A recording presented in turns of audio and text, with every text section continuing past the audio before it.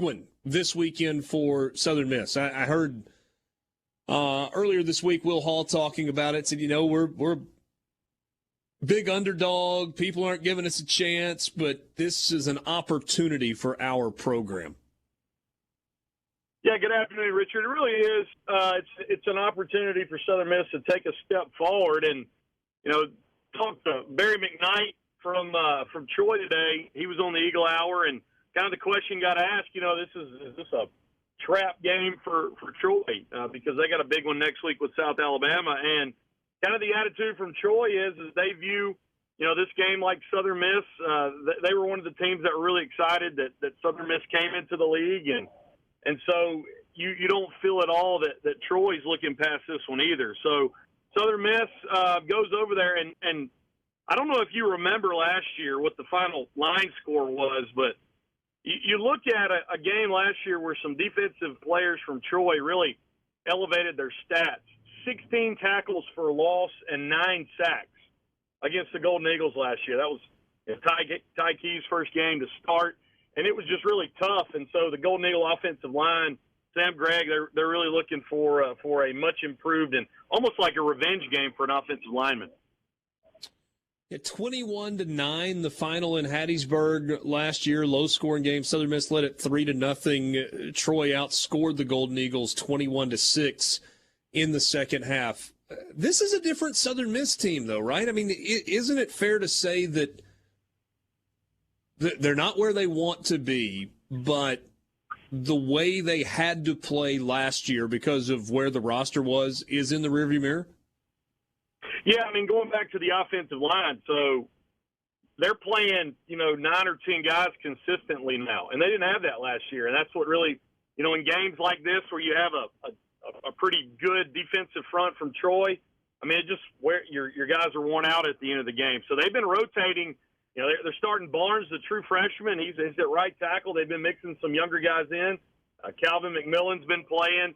Bryce Ramsey's been playing. Both of those guys are obviously transfers, and so he feels good about his depth. But, I mean, this is still going to be a tough go against Troy's defense with John Summerall and then Coach Wood, who a few years back had the number one, defense in the country at Army. But it is a much improved Southern Miss team. And, like we saw against Tulane, Richard, they're starting to develop some identity.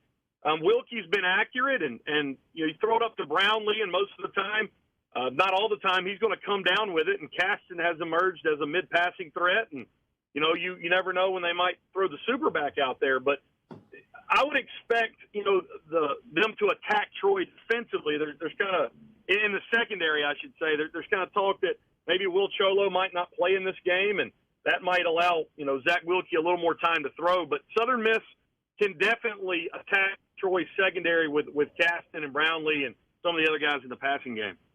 So in about the last, 35 years, Zach Wilkie is just the 9th true freshman to start, going back to, Brett Favre in 1987. In some cases, that has been the beginning of an era of excellence. You think about Nick Mullins, who got 6 starts in 2013. He's probably the one that stands out the most. Is there, after Brett Favre, obviously, is there a sense that with Zach Wilkie, this is the beginning of maybe a long-term kind of special era at the quarterback position? I think he could be very easily one of those guys that you look up and he's had 4 solid years. And really he's impressed Will Hall. I was listening to Scott Watkins from the Sun Herald talk about this. And, after game 1, if you'll remember, going when Keys got hurt, how they went super back against Liberty, and that's because he didn't feel like Wilkie was ready to play. And he said that after the game. And then Wilkie starts, at Miami and has a good game. So I think Wilkie has he is, what is most impressive about him is even as a freshman, his ability to dissect and to be able to read. I mean, that's probably the hardest thing with game speed is to be able to read defenses and not already make up your mind, where you're going to throw it before you get the football. So I think he's impressed Will Hall in that manner. And I don't see, they've got some guys coming in a couple years, John White from MRA and those, but you still feel like though his accuracy and his arm strength will develop. But, I mean, this is a guy that could start for Southern Miss for every game that he's healthy. You mentioned Caston a second ago. He's got 20 catches, and that leads the team by a pretty significant margin. But what about Jason Brownlee? Is he kind of the X factor for this offense, averaging almost 21 yards a catch? He is. I mean, he has the ability to box out. He's at 6'3". He caught a really nice pass against Tulane in double coverage. And, I mean, let's be honest, last year, I mean, his 9 touchdowns, Frank Gore threw a lot of those. And it's just with him in one-on-one coverage, beating people. And what Wilkie's ability now, Southern Miss has the ability to throw the football, which just sounds, a given. But they didn't have that for so long. They didn't have it, all of last year. And so now you have to respect Brownlee, and you can't really put him in single coverage. You got to cheat a safety over or double him. And, I mean, that just opens up other people. And so I think that's where they love to run the little RPO, slant across the middle, crossing pattern. And what it does is when you have to move people around in coverage, it kind of opens up the middle. And that's where Caston has kind of exploited defenses because you're cheating on Brownlee. Luke, I know the kicking game at times can be near and dear to your heart. I'm interested in field goal kicker more than punter, although we can talk about Mason Hunt. But Briggs Bourgeois, 6 of 7. I know he'd love another go at the one miss that came against Liberty. He's made 5 straight, including a 53-yarder in that game against Liberty. How big of a weapon is he? I mean, you look back at he extended that Liberty game. He had just missed one, and then he nailed a 53-yarder in double overtime to send it to triple overtime. He's been really good for a long time. I mean, he's his third year. He's consistent in the kickoff game as well. And, Southern Miss brought in Jack Tannehill from Oxford, kid, and, we thought Tannehill would be kicking by now. But, I mean, Briggs has really solidified that position, and he's good. I mean, this was and when you pair him with Mason Hunt, who – I'll be honest, I'm second behind Ray Guy in all-time punting average. I will probably be third after Mason Hunt leaves because his hang time is really exceptional, and he has the ability just to drop it in there. So the special teams won the game against Tulane, and you put Hunt and Bourgeois together. I mean, this is a top-tier Sun Belt duo between those two.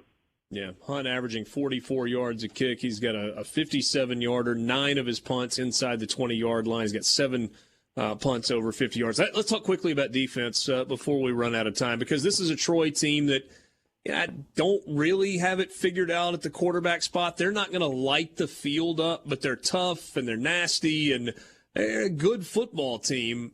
Malik Shorts, is he the most important player? And he's got the 36 tackles, which leads the team, couple of interceptions. Is he the most important guy, or is there somebody else that you would point to on that defense as the guy that has to be good? It's Shorts, but it's also Santrell Latham. Now that you've lost Hayes Maples and you've lost Swayze Bozeman for the year, yeah. I mean, it's Latham. I mean, he's the centerpiece. And what it's been when you get all this pressure that they've been getting from the defensive lineman, Latham has just cleaned it up in the middle. You might also look at Avery Hobbs, a guy that's been able to put a lot of pressure and get some tackles for loss. But, yeah, it starts with Shorts, but it's a unit. I mean, that's when the nasty bunch has been good. It's because everybody's, filling holes and doing what they need to do. And so Eric Scott's another guy. I mean, he's a lockdown guy. It's already 2 pick sixes on the year, but allowing, Austin Armstrong to bring pressure because, he's doubling up in coverage. So, yeah, you feel like I heard somebody else say this too. As nasty as Troy is on defense, they may be that nasty on offense, and this is probably not going to be a pretty game. This is going to be probably a game where Will Hall and John Summerall try to stretch it out. And, I mean, I really think 21, 24 points might win this one. Yeah. And, I'm sure to some degree Troy's trying to figure this out. How do you kind of identify Malik Shorts? But Troy's got one of those guys at linebacker as well who's just a tackling machine. Marshall, I think, is the last name. Is that right? Yeah, 45 tackles. He's tops in the Sun Belt in that category. Yeah, he's really, really good. Big one. It's